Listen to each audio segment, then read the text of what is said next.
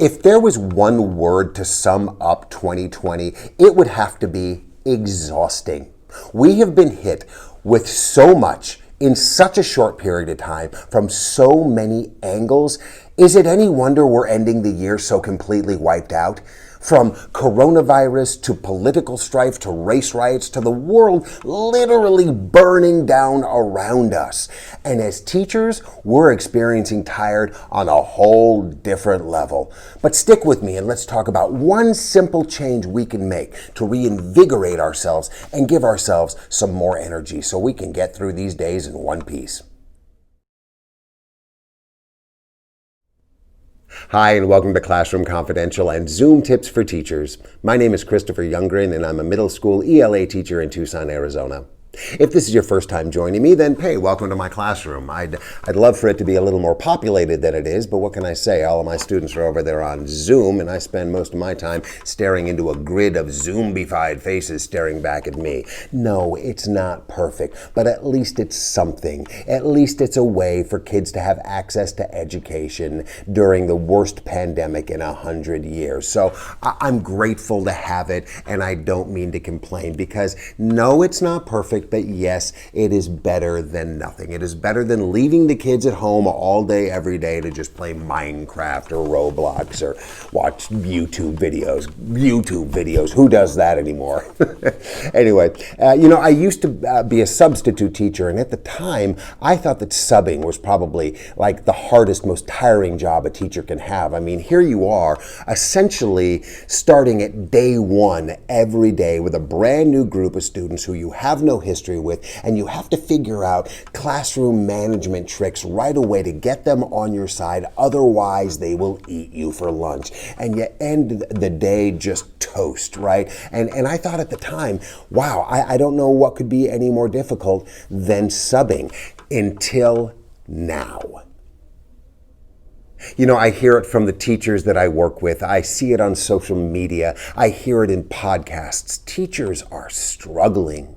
Teachers are tapping into strength reserves they didn't know they have. Teachers are buying bigger cups of coffee than they ever have before, and it's still not enough to get them through the day. I mean, heck, I don't even know how I'm making these videos. My brain is complete mush, but I think it's important to reach out. I think it's important to try and communicate with each other and cultivate that community of educators so we know that we are not alone.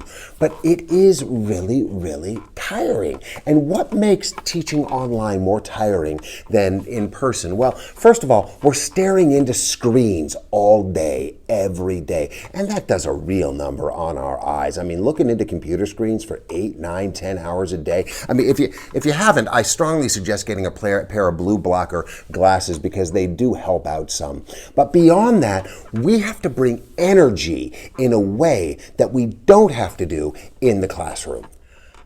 So here's a couple of things that I'm trying to implement on a daily basis in my own classes to keep myself sane and give myself a little more energy throughout the day. First of all, make yourself move. I tell my kids all the time, I say, tear yourself away from the screens. Go outside, breathe some air, get some sunshine on your brain. Just walk around the block. I got one of these fitness trackers, and my health insurance actually pays me money to walk throughout the day. And so I use that as a motivation. Sometimes I just do laps around my room. Sometimes I'll walk around the building. But the point is, get away from the screen. Shake it off. Instead of just staring into the screen all day long, take a break. It's a mental break, it's a break for your eyes, and it's a break for your body. Your body needs to move. Just sitting there at a desk all day is terrible for you. You can read the studies. I mean, there are scientists, there are doctors out there that say that sitting sedentary at a desk all day is the 21st century's answer to smoking. So stand up, move around, breathe some sunshine, get some air on your brain. Stop, reverse that, but you get the point. You see what I'm saying. Also, stop talking. Stop talking so much. You know, we feel like we just have to go on and on and on and on and on. Otherwise, we're wasting their time because they're here to hear whatever really important things we have to say.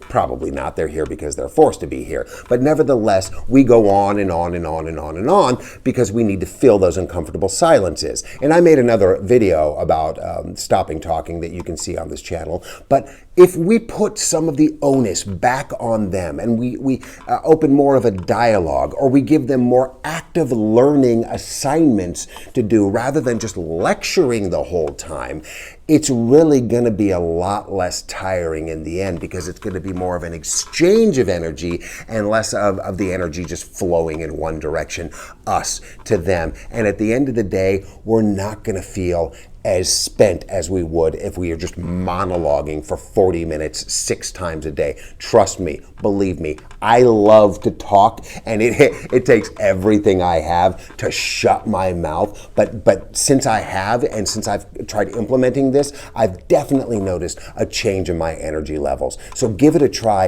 and let me know how it works out for you. Just stop talking, listen more, right? Talk less, listen more, exchange more energy, and you will feel better for it. Look, we're going to get through this year, and hopefully we're going to reach the other side stronger for it. Hopefully a year from now, this will all be a distant memory, but I also hope that we take some things away from it. I hope that students return to the classroom maybe with a new appreciation for education, maybe with a new appreciation for being in school. Maybe not. I don't know. That's my hope for them at any rate. And I hope that we as educators really remember to take care of ourselves.